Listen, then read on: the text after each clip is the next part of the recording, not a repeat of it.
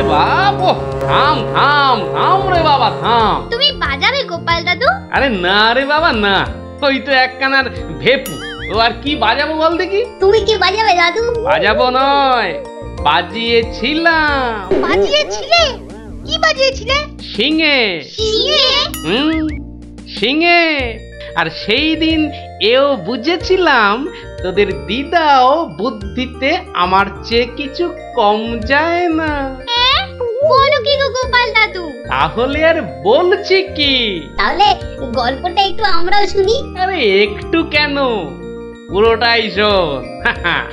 শুরু করি তাহলে। বলো বলো। শোন তবে, তখন আমি দিনের পর দিন রাজসভায় গিয়ে রাজামশাইকে হাসাতে হাসাতে আর বাড়ামো করতে করতে একরকম ওই হাঁপিয়ে উঠেছি, বুঝলি। 1 2 3 4। আরে আরে আরে, এরকম ভাবে পায়ের বদলে হাতে করে হাঁটছো কেন? আমি একঘেয়েমি কাটাতে চাইছি। সারা জীবন তো পা দিয়ে হেঁটে এলাম, এবার উফ উফ চেষ্টা করছি হাতে করে হাঁটবার। এরকম ভাবে কেউ একঘেয়েমি কাটায়? লোকে তো পাগল বলবে। যাও নিজের কাজ করো গে, যাও, আমাকে আর জ্ঞান দিতে হবে না, বুঝলে, জ্ঞান দিতে হবে না। বলি হলোটা কি? একটা কথাও বলবে না, আমি কিন্তু ভীষণ রেগে যাব বলে দিলাম। কেন কেন এত গদগদানি কিসের? থাকো তো বাড়িতে, আর ওদিকে আমি দুবেলা ওই মাথার ঘাম পায়ে ফেলে মহারাজের মনোরঞ্জন করে তাকে সন্তুষ্ট করে 2 পয়সা ঘরে আনি। তা সে তো ভালো কথা, কিন্তু এতে এত রাগ করারই বা কি আছে? এই ভালো লাগছে না, বুঝলে, আমি যেন একটা যন্ত্র। আসলে আমার বড় একঘেয়েমি লাগছে, এই রোজ রোজ একই কাজ, আর পারি না বাপু। তোমার এমন কি শক্ত কাজ যে আর পারছো না? কাজ বলতে তো শুধু মহারাজকে একটু হাসানো আর কুট বুদ্ধি করে লোককে জব্দ করা। এ কাজ যে কেউ পারে, এর জন্য আবার পরিশ্রম। হাসি পায়। কি হাসি পায়? আমার কথা শুনতে তোমার হাসি পায়? বেশ, দেখি কতখানি মূরত তোমার। যাও দেখি কাল থেকে আমার জায়গায় ওই রাজবাড়ি গিয়ে মহারাজের কাছ থেকে টাকা রোজগার করে নিয়ে এসো দেখি। যাও যাও যাও যাও যাও দেখি, যাও যাও। ও এই ব্যাপার, এ আবার এমন কি শক্ত কথা? বেশ তো, সোজা কথা যখন, তখন তুমি কাজই করে দেখাও না, বুঝবো যে তুমি ওই গোপালের গিন্নি। ঠিক আছে, কালকে আমি তোমার বদলে মহারাজের কাছে যাব, দেখিয়ে দেব। তবে কি আমার একটা শর্ত আছে। শর্ত? আচ্ছা বেশ, বলো দেখি তোমার শর্ত। আমি যদি কাল মহারাজের কাছে যাই, মানে তোমার কাজ যদি কাল আমি করি, তাহলে আমার কাজটাও তোমাকে করতে হবে। তোমার কাজ মানে? তোমাকে রান্নাঘরে গিয়ে রান্না করতে হবে। রান্না? আমি আমি রান্না করব? ইস, তুমি না গোপাল ভাঁড়, তুমি না সবই পারো। দেখি কেমন রান্না করতে পারো। আমাকে রান্না দেখাচ্ছ? ঠিক আছে, দেখবে গোপাল ভাঁড় কেমন খিচুড়ি রাঁধতে পারে।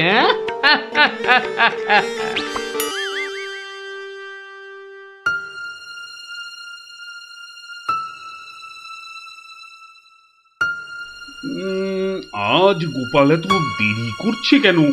কিছু কি খবর জানেন মহামন্ত্রী? আজ্ঞে না মহারাজ, আপনিও যেখানে আমিও সেখানে, কিছুই বুঝতে পারছি না। আগে বর্ষাকাল তো, বোধহয় খিচুড়ি খেয়ে পেট খারাপ করেছে। সকালবেলার কাজটা হয়তো একটু বেশি রকম হচ্ছে, যা পেটুক লোক। যা বলেছো।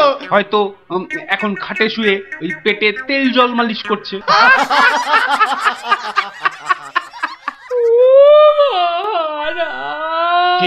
কে ওখানে কাঁদে? কে?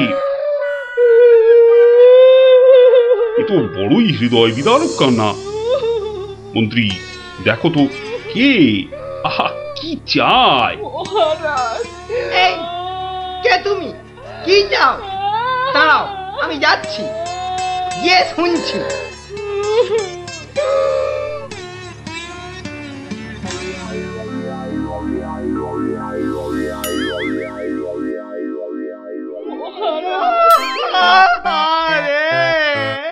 আরে মন্ত্রী মশাইয়ের কি হলো? এ তো আচ্ছা ঝামেলা দেখছি। অমাত্য, তুমি একবার ওখানে যাও তো, গিয়ে দেখো কি ঘটেছে। মন্ত্রী হঠাৎ কেন কাঁদতে শুরু করেছে? যে আজ্ঞে মহারাজ, আমি এই যাব আর এই আসবো। যে তোমরা কি শুরু করেছো? হ্যাঁ, কি হয়েছে? ও মন্ত্রী মশাই, কি হলো আপনার? হ্যাঁ,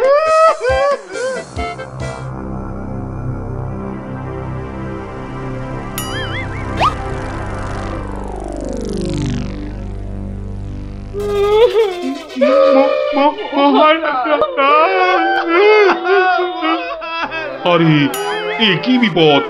এ তো আমার তো কাঁদে যে। আরে হলোটা কি?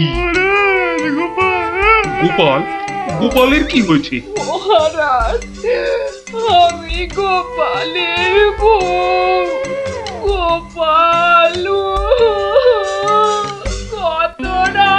গতকাল রাতে? আরে গতকাল রাতে কি? গতকাল রাতে গোপাল শিঙে ফুকেছে। শিঙে ফুকেছে? মানে কি বলতে চাইছো? হ্যাঁ, গোপাল শিঙে ফুঁকেছে মানে মানে গোপাল মারা গিয়েছে। কি খবর শোনালে? এই তো গতকালই গোপালকে দেখেছি জলজ্যান্ত। হায় আমার গোপাল, আমি এখন কি করি? কোথায় যাই? কার কাছে দুটো টাকার জন্য হাত পাতি? দুঃখ করো না, দুঃখ করো না। সবই বিধির নিষ্ঠুর বিধান। তিনি কখন যে কারে রাখেন আর কারেই বা নিয়ে যান কেউ জানে না, কেউ আমি জানে এখন না। কি করব মহারাজ? গোপাল তো আমারও একজন পরমাত্মীয়ের মতো ছিল। আজ ও চলে যেতে আমার বুকের ভিতরটা যে কিরকম হু হু করে উঠছে তা তোমাকে কি করে বোঝাই বলো। আর আমার কর্তব্য আমাকে ভালোভাবে করতে হবে। মন্ত্রী, বলুন মহারাজ। এবার গোপালের শ্রাদ্ধ শান্তির জোগাড় ভালোভাবে করে দিতে হবে। আপনি কিচ্ছু চিন্তা করবেন না, সব দায়িত্ব আমার আমার। মন্ত্রী, ভাঁড় বউ যা চাইছে তাই দিয়ে দাও, ওকে আর কষ্ট দিও না, আমার ভালো লাগছে না। এই নাও 1000 টাকা। ওটা 1000 মোহর? এতে কি হবে মহারাজ? আমার ইচ্ছে ছিল বৃষোৎসর্গ করার, বাঙালি ভোজন করার, বস্ত্র বিতরণ করার, আরো কত কি। আর কেঁদো না, তোমার কান্না দেখে এবার যে আমারই কান্না এসে যাচ্ছে। তুমি বরং এক কাজ করো, যদি এই টাকায় না হয় তাহলে আর অন্য আরেকজনকে পাঠিয়ে দিও, আমি তার হাতে আরো টাকা দিয়ে দেব, তোমাকে আর কষ্ট করে আসতে হবে না। সবই আপনার দয়া মহারাজ। 1 2 3 4 5 6 7 8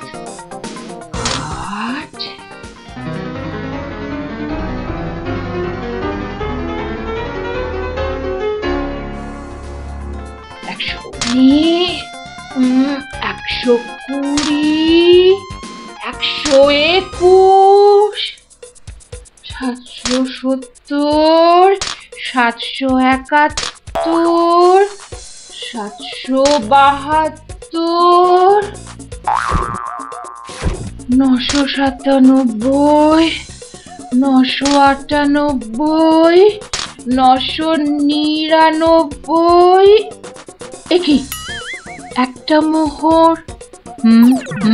কম আছে মহারাজ।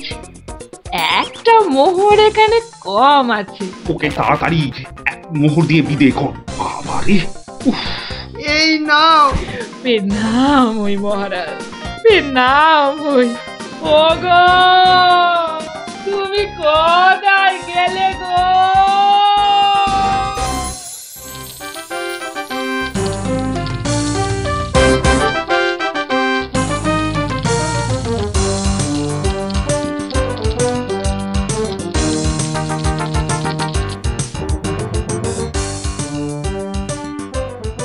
খিচুড়ি রান্নাটা যা হয়েছে না,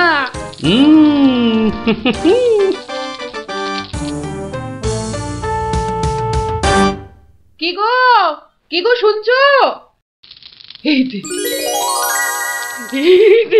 দেখো দেখো আমি কি এনেছি, দেখো।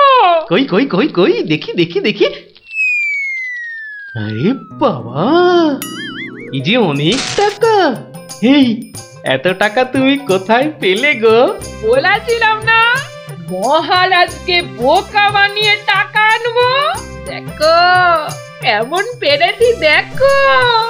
কি আর তো কোনো সন্দেহ নেই যে আমি তোমার যোগ্য বউ। তা কি করে এত সব কাণ্ড করলে তুমি? কি বললে মহারাজকে? মহারাজকে বললাম তুমি শিঙে ফুঁকেছো। মহারাজও ভাবলেন যে তুমি মারা গেছো, ভীষণ দুঃখ পেলেন। তারপর আমাকে তোমার শ্রাদ্ধ শান্তির জন্য 1000 মোহর দিলেন। এই না হলে গোপালের গিন্নি। বেশ, এবার তাহলে আমার খেলও দেখে যাও। খেল আবার দেখালে তুমি? এবার দেখে যাও তোমার স্বামী কেমন তোমার কাজও করতে পারে।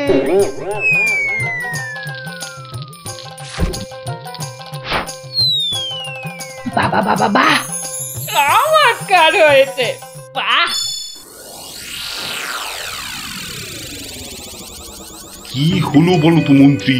গোপালের পারলৌকিক ক্রিয়া ঠিক মতো হচ্ছে কিনা একবার খোঁজ নিয়েছো? মহারাজ, এই ব্যাপারেই খোঁজ নিতে আমি 2জন প্রহরীকে গোপালের বাড়ি পাঠিয়েছিলাম। তারা ফিরে এসে অদ্ভুত সব খবর দিচ্ছে মহারাজ। কি রকম খবর আবার? আগে গোপালের বাড়ির চারিদিকে শ্রাদ্ধ শান্তির কোনো আয়োজন তারা দেখেনি, বরং ভিতর থেকে অদ্ভুত যত শব্দ বেরিয়ে আসছে, সেই শব্দ শুনে তারা ভয় পেয়ে পালিয়ে এসেছে। কিসের শব্দ? ও অনেকটা ঠিক শিঙে ফোঁকার শব্দ মহারাজ। সে কি কথা? গোপালের ঘরে কে শিঙা ফুঁকছে রে বাবা? আমি মহারাজ।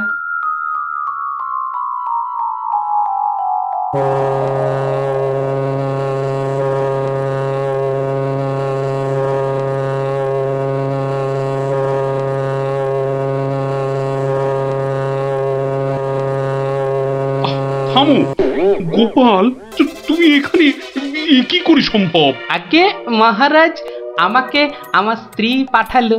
আপনি বলে দিয়েছিলেন যে ওই আমার শ্রাদ্ধ শান্তির জন্য টাকা দেবেন, যদি কিছু বেশি লাগে তাই ওই বাকি টাকাটা আনতেই আমি এসেছি। কি ব্যাপার? তুমি কালকে যে শিঙে ফুঁকেছো, মানে মারা গেছো, আজ আবার এলে কি করে? আমি যে নিজের চোখকেই বিশ্বাস করতে পারছি না। তোমার স্ত্রীকে আমাকে মিথ্যা কথা বলে টাকা নিয়ে গেল? মহারাজ, আমার স্ত্রী আপনার কাছে এতটুকু মিথ্যে কথা বলেনি মহারাজ। সে প্রবঞ্চক নয়। গতকালের কথাটা আপনি ওই ভালো করে ভাবুন মহারাজ। কি বলেছিল আমার স্ত্রী? কি আবার বললো? তুমি নাকি শিঙে ফুঁকেছো? যথার্থই সত্য কথা মহারাজ। আমি গতকাল থেকেই এই শিঙেটা ফুঁকছি। বিশ্বাস না হয় শুনুন। থামো থামো তো গোপাল, থামো। ও, আমার যথেষ্ট শিক্ষা হয়েছে। সত্যি গোপাল, তোমার ভার না হয়ে না মুক্তার হওয়া উচিত ছিল। আগে অপরাধ নেবেন না মহারাজ। আসলে আমি দেখতে চেয়েছিলাম যে আমার গিন্নিও আমার মতো বুদ্ধি ধরে কিনা। তা সে যে এত চতুর তা আমার জানা ছিল না মহারাজ।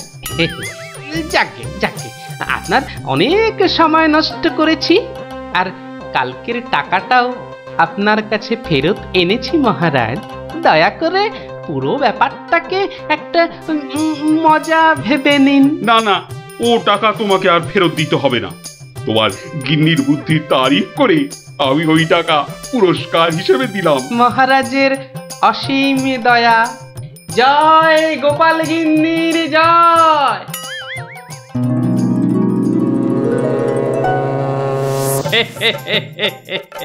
এবার বুঝলি তো, তোদের দিদাও কারো চেয়ে কম যায় না। দারুণ দারুণ, সত্যি দিদা তোমাকেও হার মানিয়ে দিয়েছে। ঠিক ঠিক দাদু, এবার তাহলে দিদার বুদ্ধি আরেকটা গল্প বলো। না না না না, সন্ধে হয়ে এলো, তাড়াতাড়ি বাড়ি না ফিরলে তোর দিদা আমাকে ঝাঁটা নিয়ে তাড়া করবে। এই শোন, তোরাও সব বাড়ি যা। আরে যা যা যা, পড়তে বসগে, যা যা যা, আবার কাল বিকেলে আসিস, বুঝলি?